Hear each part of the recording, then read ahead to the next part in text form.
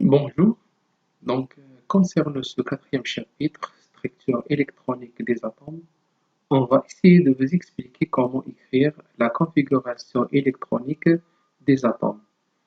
On a déjà vu la dernière séance qu'un électron dans un atome est défini par les quatre nombres quantiques N, L, Ml et Ms. Les règles qui permettent la répartition des électrons et de remplir des orbitales atomiques s'effectuent à l'aide des règles suivantes. Le principe de stabilité, la règle de Pauli, règle de Hund et la règle de Kleshkovsky. Pour le principe de stabilité, les électrons occupent à l'état fondamental les niveaux d'énergie les plus bas, ce qui donne à l'atome une énergie minimale et une stabilité maximale. Concernant le principe d'exclusion de Pauli, dans un atome, deux électrons ne peuvent avoir leurs quatre nombres quantiques identiques N, L, M, Ml et Ms. Ces deux électrons d'un atome occupent la même orbitale, même valeur de N, L et M, ils diffèrent forcément par le nombre quantique de spin, l'un des spins plus 1,5, l'autre de spin moins 1,5. Ces deux représentations ne respectent pas le principe d'exclusion de Pauli car les deux électrons ont les quatre nombres quantiques identiques. Alors, ces deux représentations sont fausses. Par contre, la troisième représentation respecte ce principe et les deux électrons diffèrent en nombre de spins. On note que si l'orbital ne contient qu'un électron, celui-ci est dit non appareil ou célibataire. La règle de Kleshkovsky. Alors, la règle de Kleshkovsky permet de classer les sous-couches par ordre d'énergie croissante. L'ordre de remplissage des couches et des sous-couches s'effectue par valeur croissante de couple N plus L. Ces deux orbitales ont même N plus L. Celle ayant la plus petite N est remplie en premier. C'est-à-dire, si on a par exemple le N plus L est égal à la valeur 3, c'est-à-dire je peux avoir l'orbital de P, c'est-à-dire que N, il va avoir la valeur 2 et L, donc elle a la valeur 1. De même, je peux avoir une autre orbitale 3s, c'est-à-dire N, le nombre quantique principal ici est égal à 3 et le nombre quantique secondaire L est égal à 0. Donc, si ces deux orbitales ont le même N plus L, c'est-à-dire elles ont la même valeur 3, donc 2P et 3S, N 2 plus 1 ça fait 3, 3 plus 0 ça fait 3. Donc, quel est l'orbital qu'on va essayer de remplir en premier? Donc, forcément, on va essayer de remplir l'orbital ayant N la plus petite, c'est-à-dire on doit remplir 2S avant 3S. Donc, le remplissage se fait selon les diagonales qu'on a ici, c'est-à-dire je dois avoir un S, par la suite je vais avoir 2S, donc je dois avoir 2P, 3S, par la suite c'est 3P et 4S, 3D, 4P, 5S, le remplissage qui suit c'est 4D, 5D et 6S, le remplissage donc 4F, 5D, 6P et 7S, ainsi de suite. C'est-à-dire selon cet ordre qu'on a ici. Donc c'est 1S, 2S, 2P, 3S, 3P, 4S, 4D, 4P, 5S, 4D, 5P, ainsi de suite. À titre d'exemple, si on a l'atome de bord, donc il contient 5 électrons, sa configuration électronique se fait de la manière suivante, c'est-à-dire un S2, 2S2, 2P1, en respectant toujours la règle de Kleshkovsky.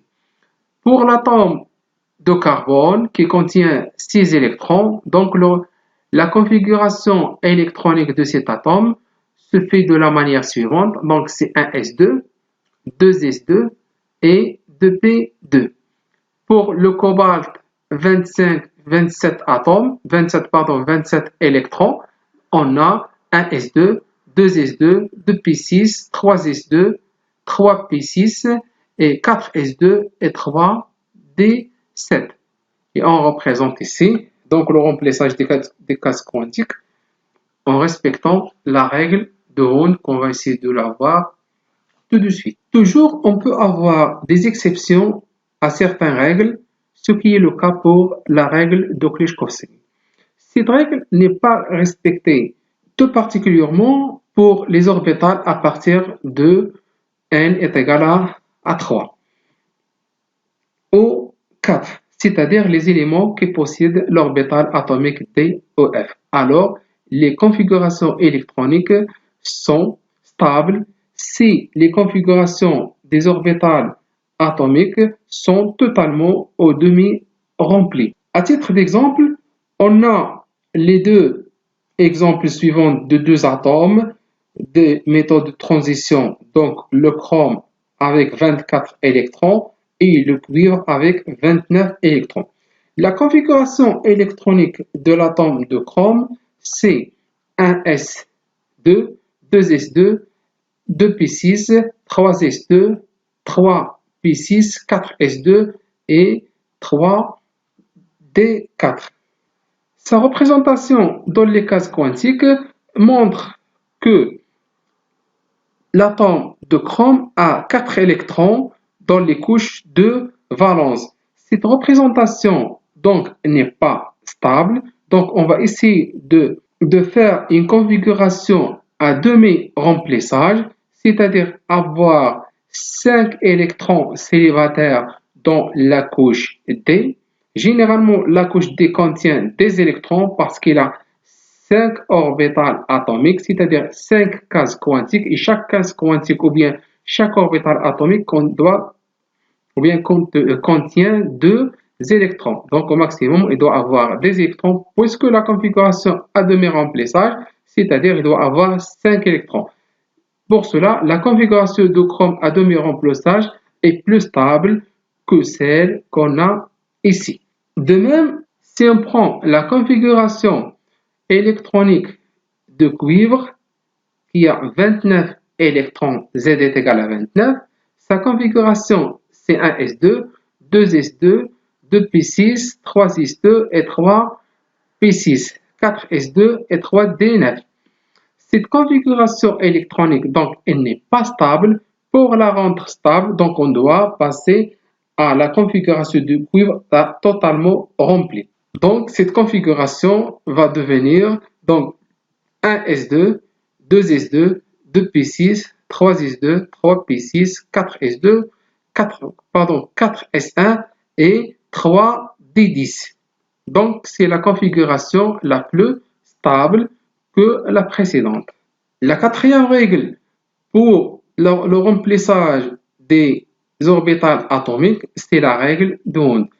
Dans cette règle, on dit qu'à l'état fondamental, lorsque des orbitales atomiques ont même énergie, c'est-à-dire dégénérées, les électrons se répartissent de façon à occuper le plus grand nombre possible d'orbitales avec des spins parallèles, c'est-à-dire des électrons célibataires maximum des cases quantiques, avant de se placer avec des spins antiparallèles. À titre d'exemple, donc, on a la répartition de 3 électrons sur les orbitales dégénérées Px, Py et Pz. Donc, on a un 3p, un p3. Donc, on a 3 orbitales atomiques qui sont remplies par 3 électrons célibataires. Donc, remplissage respectant la règle de Hund.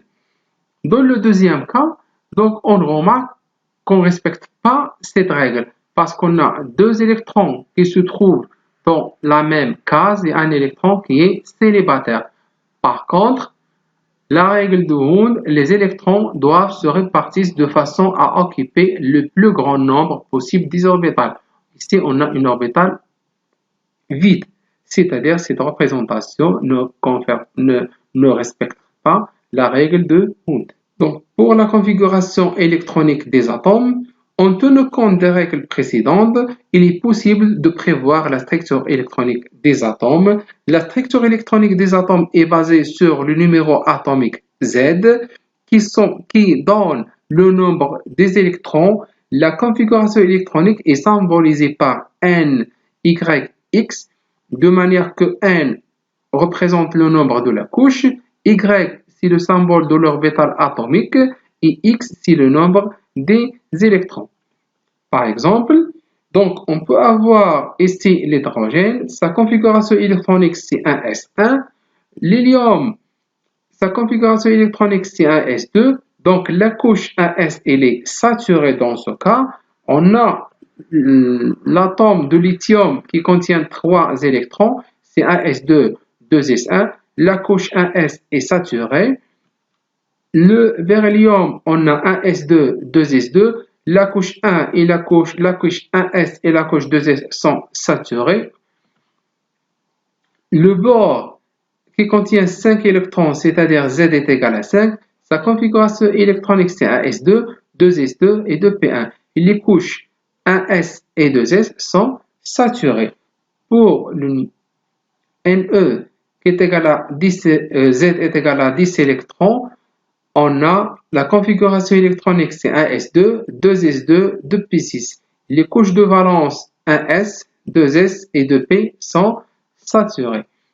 Pour le sodium, Z avec un Z qui est égal à 11, la configuration électronique c'est 1s2, 2s2, 2p6 et 1s2. Donc, on aura les 3 électrons, les 3 couches sont saturées dans ce cas. Pour les couches de valence ou externes d'un atome, ou les électrons de valence sont les électrons qui occupent la dernière couche, nombre quantique principal le plus grand, et les sous-couches sont en cours de remplissage. Par exemple, si on a l'atome de cobalt avec un Z qui est égal à 26, sa configuration électronique c'est 1s2, 2s2, 2p6, 3s2, 3p6, 4s2, 3d7. Sa configuration réduite c'est l'argon avec 18 électrons et 4s2, 3d7. Les dernières couches externes sont les 4s2 et 3d7 qui ne sont pas complètes, c'est-à-dire que la couche de valence c'est 4s2 et 3d7. Le carbone qui a un Z qui est égal à 6, sa configuration électronique est 1s2, 2s2, 2p2. Sa configuration réduite c'est l'hélium, 2s2, 2p2. Par la suite, la couche de valence qu'on peut avoir pour l'atome de carbone, c'est 2s2 et 2p2. Pour une application à quelques éléments chimiques, donc on a le lithium. Sa configuration électronique c'est 1s2, 2s2, c'est-à-dire la couche de valence c'est 2s, la couche de valence c'est 2s1 avec un seul électron célibataire. Pour le carbone qu'on vient de voir ici, donc la couche de valence c'est 2s2 et 2p2. Pour le calcium, sa configuration électronique c'est 1s2, 2s2, 2p6, 3s2 et 3p6. C'est-à-dire tous ces orbitales ils sont totalement remplis. Donc ce qui reste c'est 4s2, ce qui est la couche de valence. Un autre exemple d'application, donc parmi les structures électroniques suivantes, donc quelles sont celles qui ne respectent pas les règles de remplissage? Donc cette représentation par les cases quantiques de la configuration électronique, donc elle ne respecte pas les règles de remplissage. Et plus précisément, donc c'est le principe d'exclusion de Pauli. Parce que les électrons ne doivent pas avoir les 4 nombres quantiques identiques. Cette représentation, donc, elle respecte les règles de remplissage. Cette troisième représentation, donc, elle ne respecte pas une règle, c'est-à-dire elle ne respecte pas la règle ou bien le principe de stabilité, parce que généralement, selon cet orbital, il doit avoir 2 électrons. Or, on aura un seul électron, donc il ne respecte pas le principe de stabilité. Pour la quatrième représentation D, donc elle respecte le principe, elle respecte les règles de remplissage.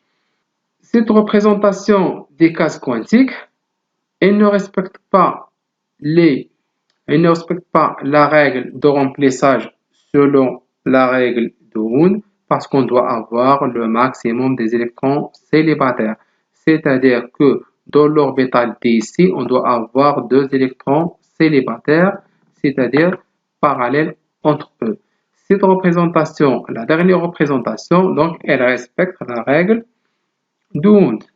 Pour un exercice explicatif, donc on doit établir les configurations électroniques des atomes suivants.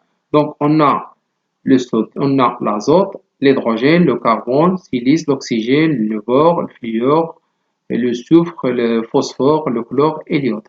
Donc les configurations électroniques qu'on aura ici, donc la structure électronique de chaque atome. Donc pour l'hydrogène c'est un S1, donc c'est une couche de valence. Pour l'oxygène, donc il a 8 électrons, donc c'est un S2, 2S2, 2P4. Donc la couche de valence c'est 2S2, 2P4. Pour le soufre qui a 16 électrons, donc sa configuration électronique c'est un S2, 2S2, 2P6, 3S2 et 3P4. Donc c'est 3S2 et 3P4, c'est une couche de valence. Pour le bore, donc on a un S2, 2S2 et 2P1. La couche de valence c'est 2S2, 2P1. Pour le fluor avec un Z qui est égal à 9, un S2, 2S2, 2P5. La couche de valence c'est 2S2, 2P5. Pour le chlore avec un Z qui est égal à 17, sa configuration électronique c'est un S2, 2S2, 2P6, 3S2 et 3P5. La couche de valence c'est 3S2 et 3P5. Pour le carbone c'est un S2, 2S2, 2P2. La couche de valence qui contient 4 électrons, donc c'est 2S2, 2P2. Pour le SI, donc on a 14, Z est égal à 14, donc c'est 1S2, 2S2, 2P6, 3S2 et 2P2. Donc la couche de valence c'est 2S2, 2P2. Pour l'iode, on a 1S2, 2S2, 2P6, 3S2, 3P6, 4S2, 3D10, 4P6, 5S2, 4D10 et 5P5. Donc la couche de valence c'est 5 parce que le 4DC elle est rempli. Donc c'est 5S2, 5p5. C'est la couche de valence. Pour le phosphore, on a un S2, 2S2, 2p6. La couche de valence, c'est 3S2, 3p3. Pour l'azote, avec un Z qui est égal à 7, donc 1S2, 2S2 et 2P3. La couche de valence, c'est 2S2, 2P3.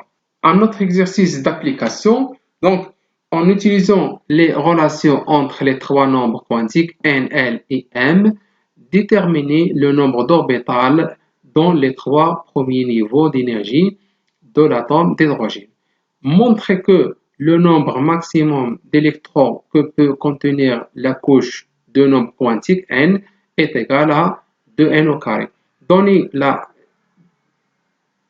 désignation usuelle des orbitales suivantes Psi300, Psi320 et Psi21-1. Donc, dans la couche n qui est égale à 1, nous avons une orbitale atomique. On sait que le nombre d'orbitales atomiques dans une couche n est de n au carré. C'est-à-dire n est égal à 1, donc n au carré est égal à 1. C'est-à-dire dans une couche avec n est égal à 1, le nombre d'orbitales atomiques, on a un seul orbital atomique, c'est-à-dire un s. Pour la couche n est égal à 2, on doit avoir 4 orbitales atomiques. Donc c'est n au carré plus Cn au carré. Donc c'est 2 au carré. Pour la couche n est égal à 3, nous avons 9 orbitales atomiques.